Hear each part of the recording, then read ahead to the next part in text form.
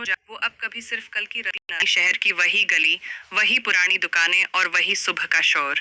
फिराज रोजाना सहर के बाद अपनी टोकरी उठाकर गलियों में निकलता। आज का अखबार, ताज़ा खबरें, आज की बातें, उसके हाथों की मेहरबानी और आवाज़ की थिकन दोनों उसके चेहरे पर नजर आती थीं। सुबह की हल्की धुंध में अखबार के सफ़हात सियाही की खुशबू छोड़ जाते।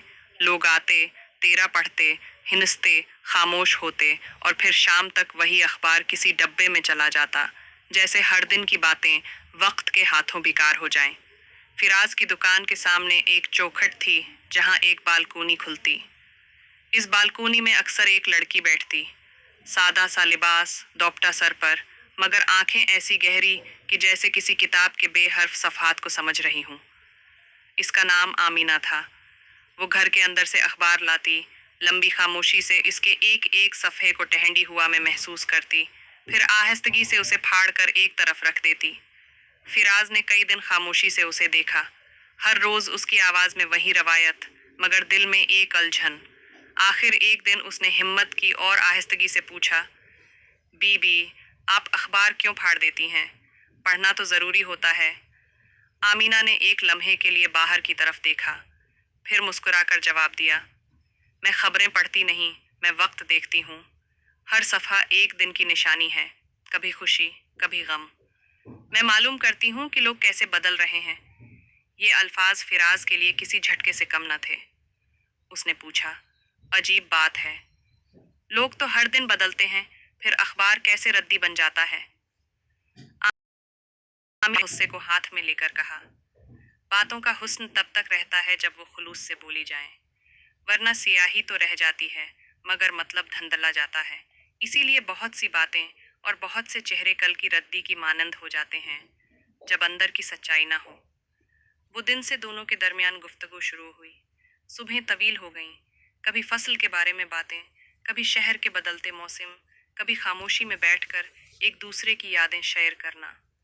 फिराज ने बताया कि वो बचपन से इस दुकान को इसके वालिद ने उसे ये सिखाया था कि हर खबर के पीछे एक इंसान होता है।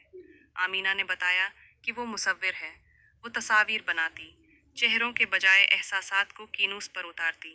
लोगों ने कहा कि आमीना और फराज अलग अलग दुनिया के लोग हैं, मगर वो दोनों एक सारे शहर की कहानी समझ गए थे कि आज की बात अगर महज आवाज़ है तो कल भूल जाती है, मगर अगर इसमें खुलूस हो तो वक्त उसे संभाल कर रख लेता है।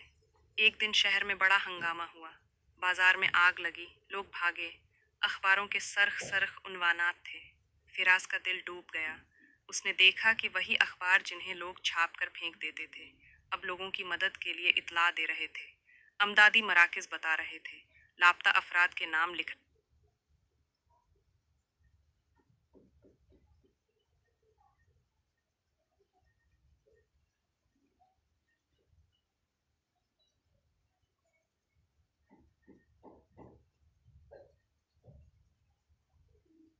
देता है। एक दिन शहर में बड़ा हंगामा हुआ, बाजार में आग लगी, लोग भागे, अखबारों के सरख सरख उन्वानात थे। फिरा का दिल डूब गया। उसने देखा कि वही अखबार जिन्हें लोग छाप कर फेंक देते थे, अब लोगों की मदद के लिए इत्तला दे रहे थे, अमदादी मराकज़ बता रहे थे, लापता अफराद के नाम लिख रहे थे। आमीना ने खामोशी से एक तस्वीर बनाई, एक ऐसा चेहरा जिसके आंसू और उम्मीद दोनों वाज़ेह थे। वो तस्वीर फिराज ने दुकान में लगा दी। लोग रख कर देखते और फिर अपने अमल बदलते। एक बार फिर अखबार ने मतलब बनाया, मगर फ़र्क ये था कि अब बातों में हकीकत थी। लोगों ने हाथ बढ़ाया, एक दूसरे का साथ दिया।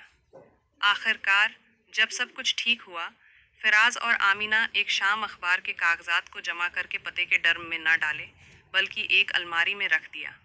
इनमें वो सफ़हात थे जिनमें हकीकी कहानियाँ थीं, गम वो खुशी, मदद के हाथ, सच्चाई के शेर।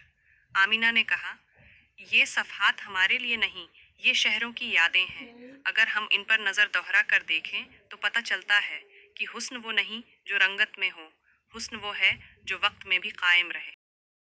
खामोशी से आमीना का हाथ थामा। दोनों जान गए कि अगर बातें सच हों, अगर एहसास खालिस हो, तो वो कभी रद्दी नहीं बनती, बल्कि आने वाली नस्लों की कहानी बन जाती हैं। इस तरह शहर की वो गली, वो सुबह और एक छोटी दुकान में दो दिल मिल गए। ایک نے آواز دی، دوسرے نے سن کر تصویر بنائی، اور اخبار وہ اب کبھی صرف کل کی ردی نہ رہا، وہ ان لوگوں کا آئینہ بن گیا جنہوں نے وقت کے سفر میں سچائی پہچانی۔